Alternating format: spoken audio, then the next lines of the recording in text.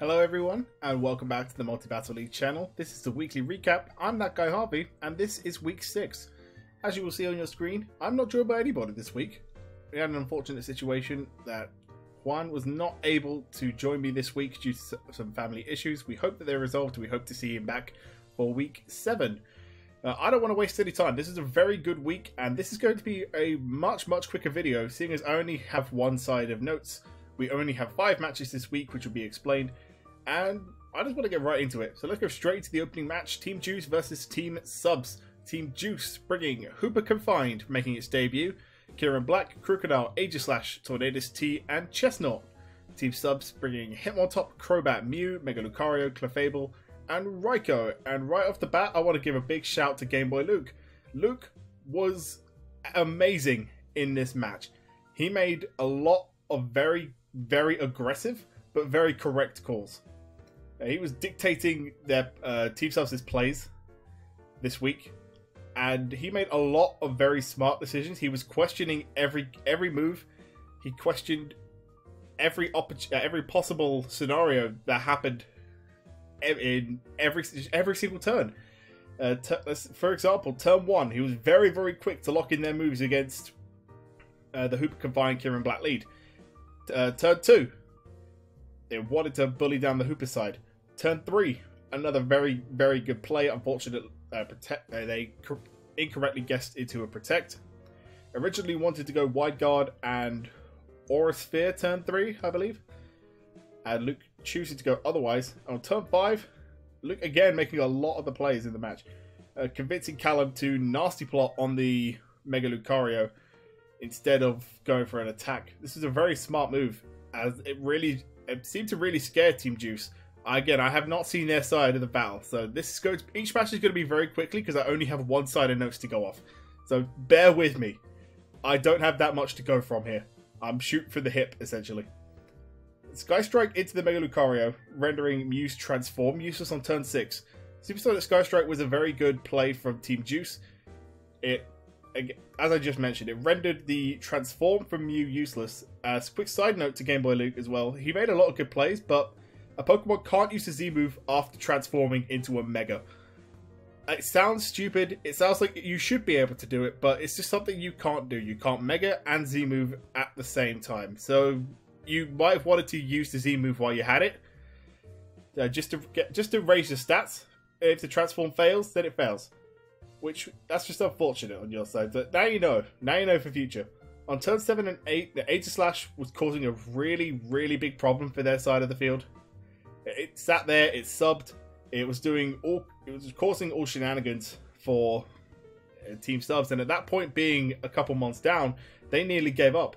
I think Callum did give up on turn 8. They were completely out of it. Raikou came in, they decided to Calm Mind off the bat, and the Calm Mind was very crucial because it allowed, after the second Calm Mind, I think they were able to lift the Shadow Ball from Aegislash, and then the Raikou just sat there. Team Juice didn't deal with it. They didn't deal with the setup on Raikou. They just couldn't get rid of it, and it just kept hitting everything. It was amazing to watch. Raikou at turn 11 taking out Aegislash with Thunderbolt. Turn 12 taking out Crocodile with All Out Pummeling. 13 killing Tornadus with Thunderbolt. Killing Hooper on turn 14. In just 4 turns, they turned around a 6-4 score at that time.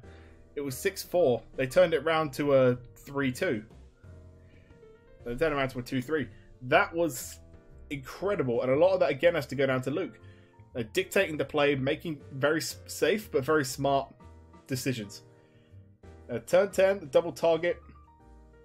Interactive started to swing. Just started to swing the game. It was turn 10 that really started to swing the game. Double targeting into Raikou's Protect, so that Raikou could then start bullying down everything. And this is how quick a match can change. On turn 8, Callum had given up. Luke gave up kind of on the start of turn 9. It was just like, oh, let's just do whatever. But on turn 11, they were in front, and they had the front footing. They had all the momentum now. On turn 13, the trade for Clefable and Tornadus, this was very good as it allowed Hitmontop to come in, and it allowed Hitmontop just to keep Kieran Black at bay. It really couldn't do much. It was just a matter of time before eventually it went down to a close combat, I believe. No, it was a sucker punch. It went down to a sucker punch. I have the note in front of me here. And this is where the fun starts. On turn 18, Hitmontop gets taken out by Spiky Shield. A slight misplay. They could have potentially had a 2-0 in this match if Hitmontop hadn't gone for close combat. If it sucker punched, then they were in a very, very good position.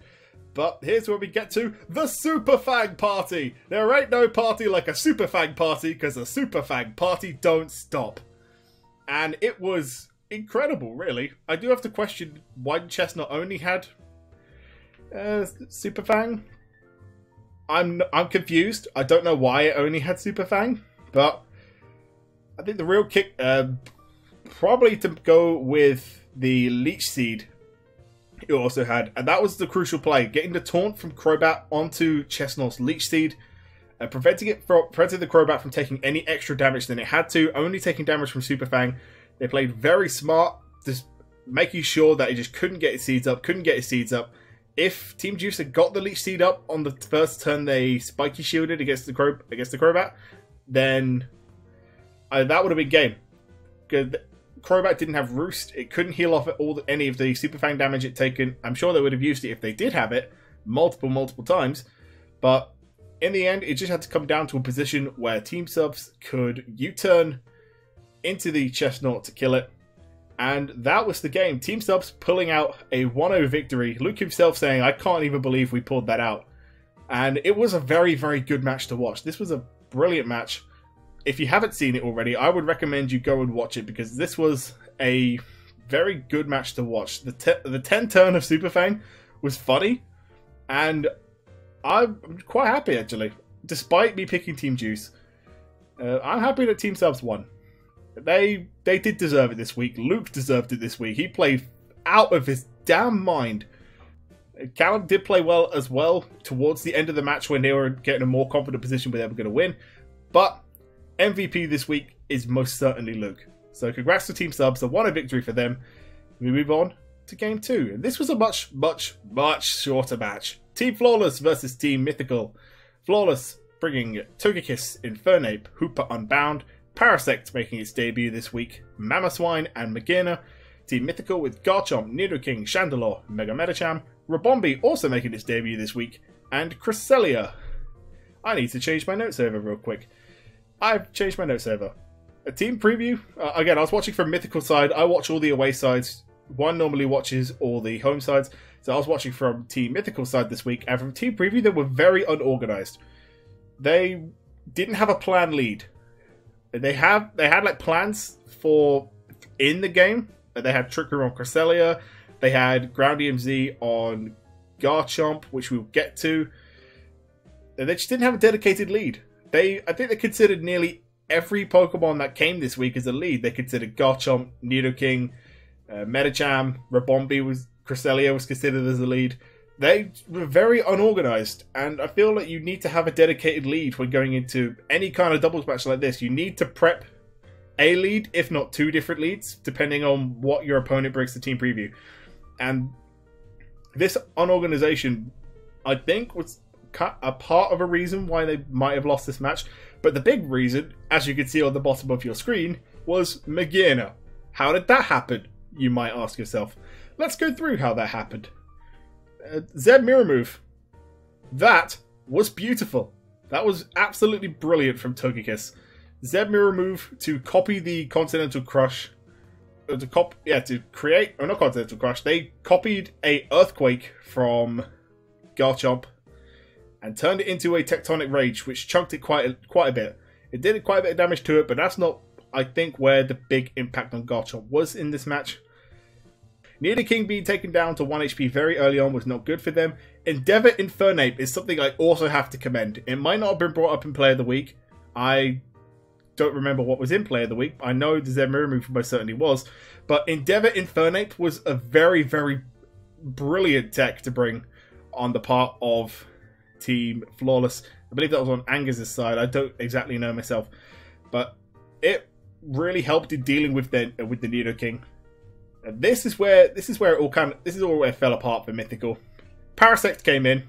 Parasect died. after a Rage Powder, but not before sending the Garchomp to sleep thanks to Effect Spore. That was game at that instance. That was the point in which everything started going downhill.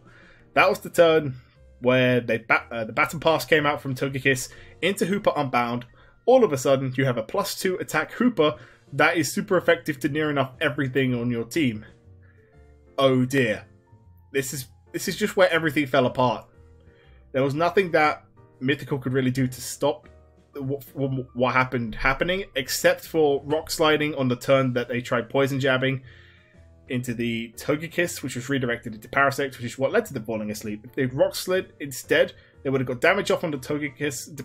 Depending on the spread, I don't quite know the spread of the Garchomp, but it might have even killed or blitzed the Togekiss to stop it baton passing. It would have killed the Parasect after the damage done from Nidoking as well, and this whole situation could have been avoided. After Parasect goes down, Magearna comes in, and everything dies. Just everything. Turn 4, Hooper finally takes out Nidoking. Turn 5, Magearna kills Garchomp, takes out Medicham. Hooper takes out Chandelure on turn 6. And that's it. The game was up after 8 turns. Magearna eventually taking out Cresselia with a +6 Twinkle Tackle. It was +6 at that point. There was nothing they could do to stop it. And this was just a very dominant performance from Team Flawless. There wasn't really much Mythical could do to end up stopping that sweep. It was over. It was a bit crushing, really. And this is the little tidbit that I want to quickly bring up. They had Trick Room on Cresselia. Now, I love Cresselia. I really do. I love using Cresselia. It's great. It's bulky. It causes distractions. It really causes problems in some teams. But if you have Trick Room on it, why not try and get the Trick Room up first? Why not try and build a team around Trick Room Cresselia? You can make it very bulky. You can have something to support it, like maybe lead with Medicham, swap out as your Trick Room. Or if you have any Follow Me users on your team, I don't quite remember if you have any Follow Me users on your team. I would have to look up after. But anything to try and set up that Trick Room, especially against a speedy team like this. Togekiss is very high speed. Infernape is very high speed. Magearna can be run in Trick Room or not Trick Room, as you saw, as people could see in the match. It had Shift Gear, and Trick Room would have been really, really good in this match. If you could have set it up early, I feel the sweep could have potentially been prevented, but I'm not sure. It has so much potential to cause problems, and I don't like to see it used as a backup option. If you build it correctly and you play around the central core of the team really well, it can really perform, and I want to see Trick Room Crest perform. This is a challenge for Team Mythical. Please, Trick Room Crest, try a Trick Room team at some point. And against one of the fast teams, you do still have fast teams still to come up against, and I can see it working. I really can. Apart from that, Rabombi came this week and got a kill. I love Rabombi, and I love that it got a KO this week. So get in there, Rabombi. It finally showed up. Apart from that, nothing really more to say on the match. Team Flawless deserved a 3-0 victory this week. We move on to Game 3. Team Cyberbaz versus Team Dreamball. Nothing happened this week. The match was postponed due to the International Championships. It will be played during our second break of the season. And this is as good a time as any to say that we're having a second break. It will be after Week 8. And during that week off, this is when that match will be played. It will be uploaded as soon as possible. And with that out of the way, let's go on to match number 4. Team Not Scored versus Team Drinking Birds. Team Not Scored bringing Mega Garchomp, Raichu Alola, Boswell, Celesteela, Suicune, and Arcanine. With Team Drinking Birds bringing Linoon, Blastoise, Mega Venusaur, Landorus T, Pheromosa, and Darmanitan. Drinking Birds, right off the bat, were really confident about this match. They saw the team that Not Scored brought, and were very happy that Linoon and Blastoise would be able to put in the mad work this week. It didn't go right off the bat for Team Drinking Birds. It did go a little bit awry with Celesteela coming in quite early, causing a bit of a distraction for them. Boswell causes a bit of a distraction. It was all a bit of a distraction, really. It took away from the main strategy. However, Team Not Scored were able to find out that Drinking Birds were running Hidden Power Flying on Landorus T, which was very good. It was flying. I might have heard fire, although I'm fairly certain it was flying. which was a very, very good prep on behalf of Team Dricky Birds. On turn 4, I believe it was, hit the HP Ice on the Mega Garchomp, not enough to take out the Lando. It was hit back with the Tectonic Rage to knock it out. And in return, on turn 5, Dricky Birds in a very, very strong position. Even after Celesteela, Flyinium Z takes out Venusaur, it goes down, but they get a free switch into Linoon as they switch into Blastoise, which is exactly what they wanted. And now they have a big problem out of the way. They have Mega Garchomp gone, which they, in their words, was a big hindrance to their Linoon Blastoise plan. And Celesteela was currently on the fit. It wasn't a defensive Celesteela, which might have been a slight issue for not Scald, as it just allowed Dricky Burst to set up Linoon. They got the belly drum off, and it began to punch holes in everything. They executed their plan perfectly on turn 6. An Air Slash on Blastoise missing was very unfortunate. Scald would have been able to take out that Blastoise much, much sooner if that first Air Slash had hit. It wouldn't have killed after the second one. The berry would have procced I think it was 2 or 3 turns sooner. But after they got the belly drum off, it was a case of just keep hitting everything until they die. That's really about it. You see their Linoon getting 4 kills this week. Now on turn 7, it was T-Man planning out really early on what moves they were doing. They planned out turn 8, 9, even 10. First hit E-speeding into Celesteela, getting the double protect off to enable Last Resort, and just starting to Last Resort everything on the field. It's very nice to see Linoon putting in the work in this kind of format. It does really well with its Gluttony, its Belly Drum, all those kind of shenanigans going on. And it did pick up 4 KOs this week. It took out Celesteela, it one-shot Suicune with the Last Resort, eventually took out Raichu after a few turns of distraction with the E-Speed, took out Arcanine with the Last Resort, and then it finally went down to a Savage Spin-Out from Buzzwole. Eventually, it was just a case of cleanup for Darmanitan and Pheromosa, the last 2 ones in the back. And that was game after 18 turns. Dricky Birds in a very commanding performance this week. They never seemed to be on the back foot. They were always in control. They had Team Not School trying to get themselves into a good position, but not able to do so. And Dricky Birds deservedly coming out with a 2-0 victory. Let's move on to match 5, shall we? This was Team Jamie versus Team Blue Hornets. Team Jamie with Mr. Mime, Superior, Porygon Z, Excadrill, Mega Blastoise, and Victini. Team Blue Hornets with Tapu Lele, Mega Sharpedo, Togetic, Hippowdon, Mega Steelix, and Deoxys. And the first thing I want to quickly make a note of, Team Jamie's nicknames were on point. I think that was probably one of the best parts of the match for me. One of the best parts. We'll get onto another part later. But Team Jamie's nicknames, but this was just too much. Oh, I love it. I love it. I love the creativity of Team Jamie. And Team Blue Hornets certainly appreciated the nicknames. Mime Cuz in particular was a great laugh. It was fantastic to look at. Let's actually get into the match. And Blue Hornets played extremely safe. The opening 2 turns of the match. They allowed for Superior to get up its light screen. It got up its Reflect. And this would cause a real hindrance to them if they just didn't have the damage output to inevitably break through it.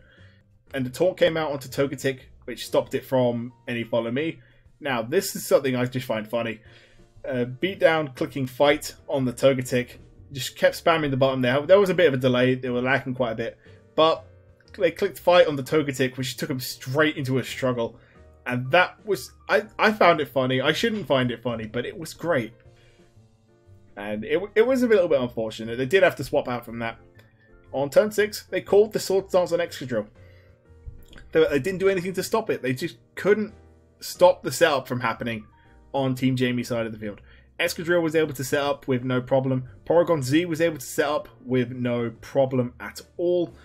And it went downhill very quickly for them. On turn 9, Excadrill was able to take out the Hippowdon. Excadrill took out the Lele.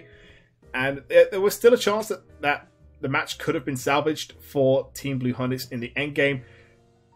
GE was incorrectly predicting the protect on the Excadrill and attacked into the Blastoise. It protected. Excadrill took it out with Iron Head. And eventually, Mega Blastoise took out the Mega Steelix with Scald.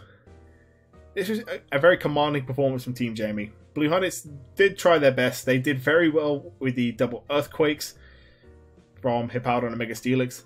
And this is a play that I find brilliant. I believe it was turn 4.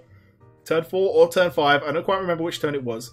But the Destiny Bond Mega Sharpedo to take out Superior was amazing. I adored it. And GE even calling it, I just watched this play. I watched intently. I saw Destiny Bond on Sharpedo. I thought, oh, Superior's dying. Superior's gone. And it worked. I'm very happy that a strategy like that worked. It was flames. It was a heat set, and it worked to perfection. That was just a flashpoint, however. Team Blue Hornets do go down. 3-0 defeat to Team Jamie. Team Jamie have been on a little mini roll of their own. A mini roll with two of them ones in particular, Escadrille and Paragon Z. They are essentially the two-man power trip of Team Jamie. We move on to Game 6. There's not really much more to talk about in this game. We move on to Game 6. Team Leaky versus Team We Disney. Team Leaky bringing Electabuzz, Necrozma, Rhyperior, Abomasnow, Rotomfrost, and Mega Beedrill. With Team We Disney bringing Magmortar, Tapu Bulu, Tornadus Incarnate, Silvally Steel, Landorus Incarnate, and Tapu Koko. Straight off the bat, they identified Follow Me in Trick Room from the Necrozma and Electabuzz, and they played very well around it. They played very well around it by attacking, just straight up attacking. They knew it was going to happen. Attacking into the Electabuzz, static proccing from it onto Tapu Bulu actually helped them out, because of course making them slower in the Trick Room. And on turn 2, they called the Poison Jab as a reason that Rhyperior switched in, but the reason they switched in was for the double Z move. They losing both their leads. They lost both their leads very, very early on. I think it was Rhyperior taking out. Let me check my notes. They took out Magmortar with the Continental Crush. Necrozma just one-shot Bulu with the Shattered Psyche, and losing both of those leads really early on was a huge hindrance to them, because inevitably they couldn't deal with Abomasnow when it came in. They couldn't deal with Rotomfrost when it came in, Beedrill when it came in. They did have answers to them elsewhere on their team, but not having Magmortar around, particularly as redirection and to deal a bit of damage, was quite big for their team. On turn 3, they were outpredicted with the Rotom protecting in order to set up the Blizzard spam. And on turn 4, this is where I feel like the inevitable Rotom sweep, I'll get onto the Rotom sweep in a minute, could have been prevented. On turn 4, if Silvally, that's it, Silvally is the name, which was Silvally Steel this week. If Silvally had palm shot into the Rotom, it would have increased the chance of Tornadus living. I'm fairly certain it would have lived. It was a 25% roll on Blizzard, Okoing the Tornadus Incarnate. Duncan said it was 40. I calculated it myself. It was 25, which makes it even worse on their side. And it would have nullified that Rotom sweep. It would have still been chunking a lot of things on that team, but they would have been able to deal with it much quicker. Rotom Frost. Now I get onto the Rotom Frost sweep. Yes! Oh, I know I'm biased to Rotom Frost. I mentioned this last week, but Rotom was fantastic this week. I'm a bit sad they didn't get off some more Rotom shenanigans with Snatch. They had Snatch on Rotom Frost. I'm a bit sad they didn't get a little bit of that going in there. And this was a very strong match from Team Leaky. They took out their leads. Beating Tornadus very early on was big for their team, and it allowed Rotom to just sit there and keep spamming Blizzard, Abomasnow came in and eventually taking out. Oh no, Abomasnow didn't even get killed this week. What am I saying? Abomasnow was able to just keep the hail up. Rotom took out Silvally with Thunderbolt. Took out Koko with Blizzard. Koko was able to come in and take out Beedrill. Beedrill showed it made its debut this week and got a KO on to Landorus with the Poison Jab. And the game was wrapped up very, very quickly. Only 8 turns this match. This was, again, the joint quickest match of the week. One of the quickest matches of the season. And just 8 turns, We Disney going down. That's just how quick a game can be decided. Again, losing those leads. Losing Lando. Or not Lando. Yeah, losing Lando on turn 7. Losing Torn on turn 4. Losing those big hitters on their team very early on. It really set the tone of the match. And it just allowed for Leaky to take full control and pull through with the win. A 2-0 victory for Team Leaky. And we now move on to how these matches affect the standings. we look at the bottom of the table, we see Team Mythical back to the bottom, unfortunately, due to Team Subs' victory this week over Team Juice. They climbed 3 places up to 9th on a 2-4 record. Blue Hornets and Juice also fall a place as a result. Leaky and Flawless, despite their wins, stay exactly as they are in 8th and 7th. At the top of the table, Cyberbaz, they remain 3-2. Dreamball remain 4-1. Cyberbaz still in the top 6 without having to play this week, so this will be interesting to see how they can fare. And if they can stay in the top 6 after they eventually play Team Dreamball. And going into the next few weeks, you will see they're playing a game less, going into end of Team 7 and end of Week 7 and end of Week 8. So you might see this a little bit off for the next few weeks. This is just a quick warning to you guys. And Not Scored moving down a place because of their defeat. Team We Disney are out of the top 2 now. They dropped down to 4th. Team Jamie with another victory under their belt. I think it's their 3rd victory in a row. They move up 2 places into 3rd. Dreamball are knocked off the top spot after 1 week. They're down to 2nd. And Team Drinking Birds have very much surprised a lot of people and just stormed their way to the top of the table. I believe they're on a 4-game winning streak. I will have to check that very quickly for you, just to make sure that I'm not spewing nonsense out the rear end. No, they're on a 4-win streak so far. So they've really been picking up crucial wins going into as we cross the halfway point in the season. I believe with 4 straight wins, this is over this was over Team Subs, Team Mythical, Team Flawless, and Team Not Scored. They have already played Team We Disney and Team Jamie, so they still have a couple of more real difficult matches still to go. Let's hope and see if they can maintain their strong position. They have a very firm grip on playoffs right now. Just one more win for them will actually guarantee Team Drinking Birds a place in the top 6 at the end of the season. At minimum, right now they can go 5-6. A win next week puts them 6-5. For all the teams on 4-2, just 2 more victories for them will guarantee them a place in the top 6. We take a look at the MVP standings this week, and it's back, everybody. McGinn is back in the top 3 with 9 KOs and 3 deaths to its name on that +6 differential. Zygarde remains at the top despite having not played this week. Porygon Z catches up to it, ties it on kills, but behind on its 4 deaths. And we have a look at the bottom. We see Landorus Incarnate there on 8, as well as Pheromosa and Buzzwole. Gyarados, Rotom Heat, Landorus T, and Tornadus T, all on 7. Commiserations to the one Mon, also on 7, that just missed out this week. Kieran Black, just outside the top 10 in 11th. Azumarill and Finny both drop out of the top 10 this week, down into 12th and 13th. Excadrill moves up to 14th. Coco is in 15th. Arcanine 16th. They're all on 6 each. And we have a big list of Mons on 5 that still haven't played yet. Well, Volcarona still hasn't played yet this week. So we can see Volcarona, as well as potentially Tapu Fini, potentially Azumarill, climb back into the top 10 and solidify a place in the top 10 in the MVP table after that game in hand is played.